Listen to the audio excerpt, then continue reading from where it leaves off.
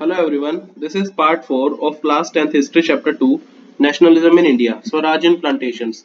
तो देखो वर्कर्स जो थे ना उनकी भी महात्मा गांधी और फिर स्वराज का नोशन जो था मतलब स्वराज को लेकर जो विचारधारा थी अपनी अपनी अंडरस्टैंडिंग होती थी वर्कर्स की भी उनके लिए। जैसे असम के प्लांटेशन वर्कर्स थे उनके लिए फ्रीडम का मतलब क्या था, उनके लिए फ्रीडम का मतलब था कि जिस कन्फाइंड स्पेस में मतलब जिस निश्चित स्पेस में उनको रखा हुआ है ना सिर्फ वो उसमें ही freely in and out move कर सके। एक तरह से जिस विलेज से वो आते हैं उससे अपना लिंक बनाकर रखे। क्या हुआ था, इनलैंड इमिग्रेशन एक्ट जो था ना 1859 का, इसमें प्लांटेशन वर्कर्स को टी गार्डन्स परमिशन के बिना छोड़ने की इजाजत नहीं मिलती थी। और ये परमिशन इनको बहुत रेयर मिलती थी, मतलब टी गार्डन्स छोड़ ही नहीं पाते थे। तो उन्होंने जब नॉन कॉपरेशन मूवमेंट का सुना तो काफी जो हजारों वर्कर्स थे ना इन्होंने अथॉरिटीज को मना कर दिया और प्लांटेशन छोड़कर अपने घरों की तरफ चले गए, क्योंकि ये यही चाहते थे कि इनको विलेजेस इनके वापस जाने दिया जाए। तो उनका मानना था कि गांधी राज जब आ जाएगा ना, गांधी राज आने ही वाला है और सभी को अपने अपने विलेजेस में ही लैंड मिल जाएगी। लेकिन देखो वो अपने अपने विलेजेस या डेस्टिनेशन पर पहुंच नहीं पाए, क्योंकि ना एक रेलवे या स्टीमर की स्ट्राइक चल रही थी तो उसके कारण वो रुक गए, मतलब उनको खड़ा रहना पड़ गया। तो उनको पुलिस ने पकड़ लिया और बहुत मारा भी।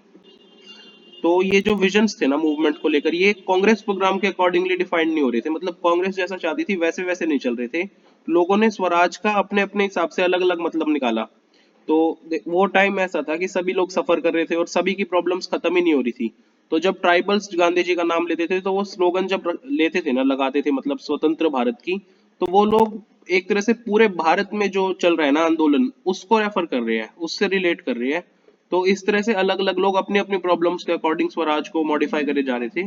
तो जब महात्मा गांधी के नाम पर काम करते थे या फिर अपने मूवमेंट को कांग्रेस से जोड़ते थे तो वो इस मूवमेंट को ना अपनी इमीडिएट लोकेलिटी जैसे असम के प्लांटेशन वर्कर्स है तो वो भी एक तरह से सिर्फ असम की बात नहीं कर रहे, वो थोड़ा इससे बाहर जाकर सबकी प्रॉब्लम्स को देखते हुए बात करते थे उस टाइम पर, टुवर्ड सिविल डिसोबीडियंस। तो फरवरी 1922 में ना महात्मा गांधी को ना नॉन कॉपरेशन मूवमेंट से विड्रॉ करना पड़ा था, बाहर आना पड़ा था। उन्हें लगा कि ये मूवमेंट जो है ना वो कई जगह पर वायलेंट होता जा रहा है और सत्याग्रही को ना अच्छी तरह से ट्रेन करना पड़ेगा इससे पहले कि उनको मास स्ट्रगल्स में बड़े बड़े जन आंदोलन में भेजा जाए।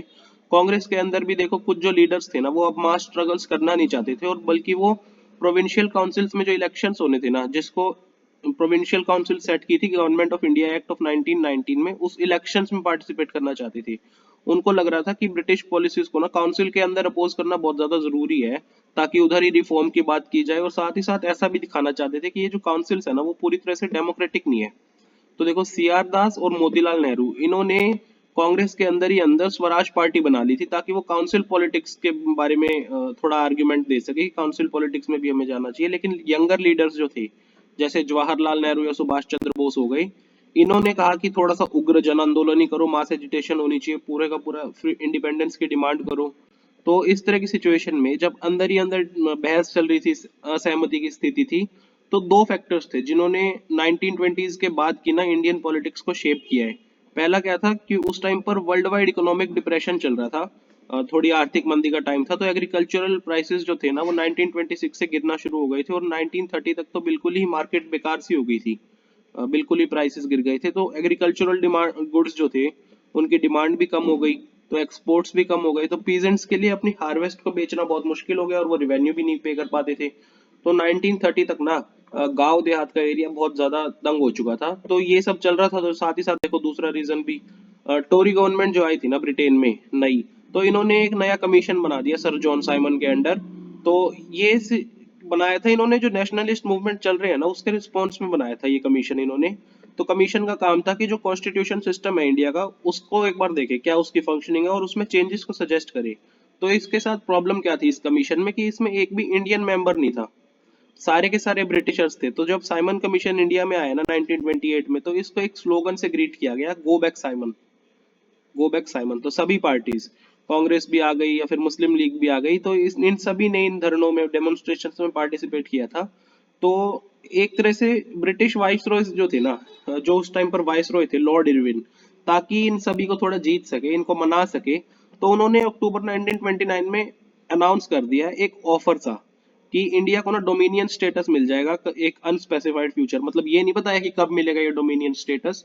और एक राउंड टेबल कॉन्फ्रेंस भी होगी जिसमें फ्यूचर का कॉन्स्टिट्यूशन डिस्कस कर सके। तो मतलब इन्होंने सिर्फ ऑफर तो दे दिया, लेकिन कब होगा कैसे होगा कुछ नहीं बताया, वेग सा ऑफर था, अस्पष्ट था बिल्कुल ही। तो कांग्रेस के अंदर के जो रेडिकल्स थे, थोड़े उग्र लोग थे, जैसे कि जवाहरलाल नेहरू या सुभाष चंद्र बोस, ये ज्यादा असर्टिव हो गए, मतलब अपनी बात को दबाव देने लग गए थे। तो लिबरल्स और मॉडरेट्स जो होते थे ना, तो ये कॉन्स्टिट्यूशनल सिस्टम चाहते थे एक ब्रिटिश डोमिनियन के अंडर ही। ये ऐसा प्रपोज कर रहे थे, तो इनका इन्फ्लुएंस धीरे धीरे घटने लग गया था, क्योंकि सुभाष चंद्र बोस और जवाहरलाल नेहरू अब ज्यादा असर्टिव हो गए थे। तो देखो, दिसंबर 1929 में जवाहरलाल नेहरू की प्रेसिडेंसी में ना, जो लाहौर कांग्रेस थी, उसने ना एक डिमांड फॉर्मलाइज की, मतलब डिमांड रखी पूर्ण स्वराज की, या फिर इंडिया को पूरी तरह से इंडिपेंडेंस मिले। तो ऐसा डिक्लेयर किया गया कि 26 जनवरी 1930 इसको बनाएंगे इंडिपेंडेंस डे की तरह, जब भी लोग ना आपस में शपथ लेंगे कि जहां पर लोग आपस में कंप्लीट इंडिपेंडेंस की शपथ लेने वाले हैं, उसके स्ट्रगल की शपथ लेने वाले हैं कि हम इसके लिए स्ट्रगल करने वाले हैं पूरी तरह से, और 26 जनवरी 1930 को हम मनाएंगे इंडिपेंडेंस डे। लेकिन ये जो सेलिब्रेशंस थी इंडिपेंडेंस डे की 26 जनवरी 1930 वाली, इसको ना बहुत कम अटेंशन मिली, ज्यादा लोगों ने सेलिब्रेट नहीं किया। इसीलिए महात्मा गांधी को ना एक ऐसा दूसरा सा आइडिया देखना था, जिससे ना फ्रीडम का आइडिया जो है वो और ज्यादा, जो एवरीडे लाइफ के इश्यूज आ रहे हैं ना लोगों को, उससे लिंक करके थोड़ी सी फ्रीडम के लिए डिमांड बढ़ा सके। तो इसी के साथ हम ये वाला पार्ट खत्म करते हैं।